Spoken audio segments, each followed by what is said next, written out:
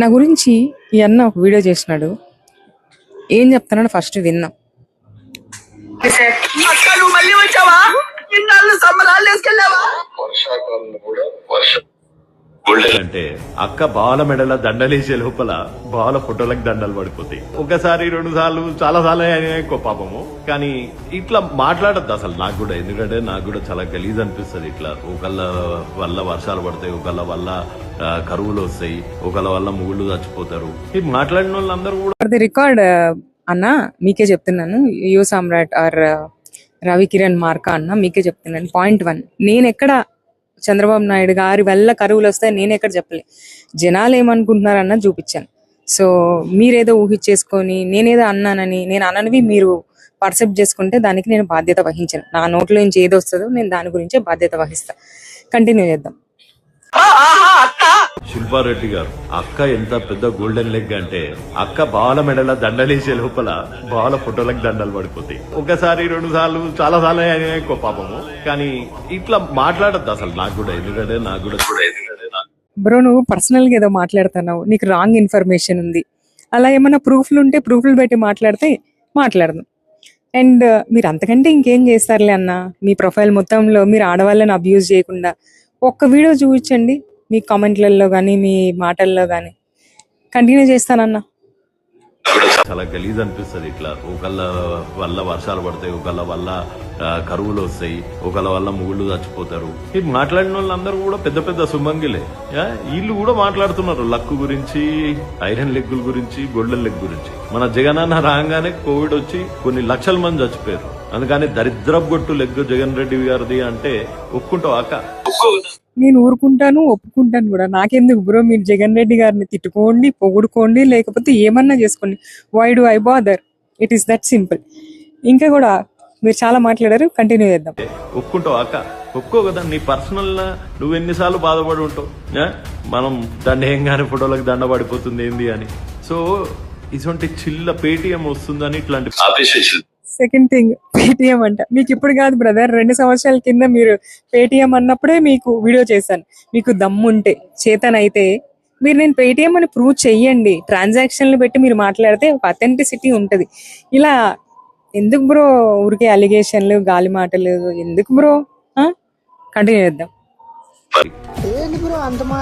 నీ కుల పిచ్చున్నా లేకపోతే నీకు పార్టీ పిచ్చున్నా సహేతుకంగా మాట్లాడు. ఒక కన్స్ట్రక్టివ్ క్రిటిసిజం. అమ్మ బాబోయ్, సహేతుకంగా కన్స్ట్రక్టివ్ క్రిటిసిజం గురించి నువ్వు అన్నా మాట్లాడేది? బాబోయ్,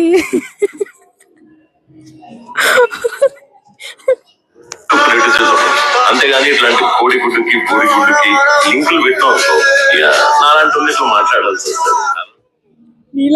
నీలాంటి వాళ్ళు ఇట్లా మాట్లాడొస్తుంది అంటే నువ్వు క్లియర్ గా చెప్తున్నావు నీ బిహేవియర్ కి పక్కనోళ్ళు బాధ్యత వహించాలి. అంటే ఇది టెక్నికల్లీ స్పీకింగ్ ఒక నార్సిస్ట్ బిహేవియర్.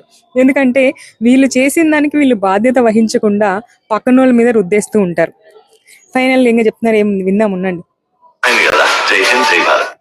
వేరేలా ఉంది సార్ అన్న, ఎందుకన్నా పరువు తీస్తావు జై హింద్ జై భారత్ అని. సర్లే, అది మీ ఇష్టము. నేను చెప్పాలనుకునేది ఒకటే అన్న, మీకు ఏదన్నా ఉంటే పాయింట్తో మాట్లాడండి, పాయింట్తో క్రిటిసైజ్ చేయండి, ఒప్పుకుంటాను. ఇలా అన్పార్లమెంటరీగా అబ్యూజివ్గా మాట్లాడితే మీకేం వస్తుందో నాకు తెలియదు. నేనైతే మాట్లాడినా అలా, అది మా నేచర్ కాదు. మీరు మాట్లాడాలి అనుకుంటే మేమేం చేయలేము. ఫైనల్గా ఒకటే చెప్పాలనుకుంటున్నా అన్న, మీరు ఎన్ని మాటలు అన్నా నేనైతే అనదలుచుకోవట్లేదు, అనను కూడా. బికాస్ నువ్వు ఎన్ని తిట్టినా లేకపోతే ఎంత అబ్యూజ్ చేసినా ఆ ఉమెన్ని, అది నీ క్యారెక్టర్ డిసైడ్ చేస్తుంది. మీరు మమ్మల్ని ఎన్నన్నా లేకపోతే నన్ను ఎన్నన్నా తిరిగి అనకపోవడం మా సంస్కారం అండ్ మేమేంటనేది చూపిస్తుంది. మళ్ళీ చెప్తున్నానన్నా, మీరు అబ్యూజ్ చేస్తేనో లేకపోతే అదిరిస్తేనో బెదిరిస్తేనే మాట్లాడిపోయే టైప్ నేను కాదు. మీరు తిడతారా తిట్టుకోండి, నేను మాత్రం లైన్ దాటి మాట్లాడను. నాకు ఏది కరెక్ట్ అనిపిస్తే అదే మాట్లాడతాను. అండ్ ఇంకంతకంటే నేను ఎక్స్ప్లెనేషన్ ఇవ్వదలుచుకోలేదు. ఇప్పుడు నేను ఇక్కడ చూపిస్తున్నట్టు ఆల్రెడీ నేను సైబర్ క్రైమ్లో ఇన్సిడెంట్ని రిపోర్ట్ చేశాను అండ్ దీన్ని లీగల్గా కూడా ఫైట్ చేస్తానన్నా. యూ థింక్ మీరు ఊరికే అబ్యూజ్ చేసి గమన అయిపోతానని మాత్రం అనుకోవద్దు. మీలాగా నేను తిట్టకపోవచ్చు, బట్ నాకంటూ కొన్ని రైట్స్ ఉన్నాయి. Specially being a women I have so many rights, constitution ఇచ్చినవి. దాన్ని నేను ప్రతిదీ కూడా లీగల్గానే ఫైట్ చేస్తానన్నా.